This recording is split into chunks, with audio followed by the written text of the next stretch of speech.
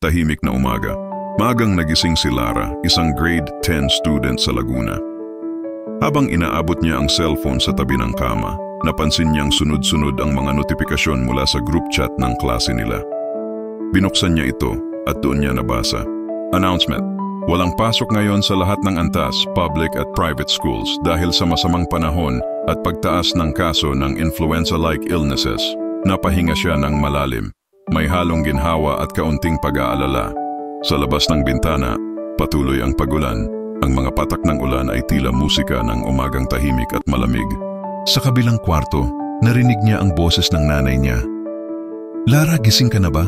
Wala palang pasok, ha? Pero huwag lalabas, baka magkasakit ka." Ngumiti si Lara at sumagot, "Opo, ma. Magpapahinga lang po ako."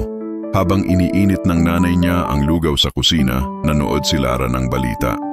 Maraming lugar pala sa Luzon at Visayas ang nagdeklara ng pansamantalang suspensyon ng klase. Hindi lang dahil sa bagyong patuloy na bumubuhos, kundi pati na rin sa pagtaas ng mga estudyanteng nilalagnat at inuubo.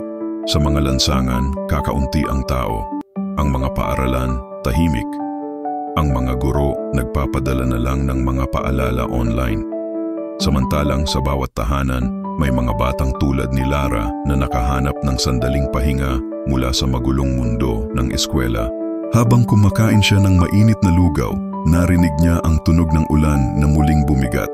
Napangiti siya at naisip, siguro minsan kailangan din nating huminto para makapagpahinga, makapagpagaling at makapaghanda ulit.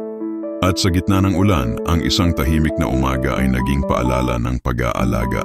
Hindi lang sa kalusugan, kundi sa bawat isa.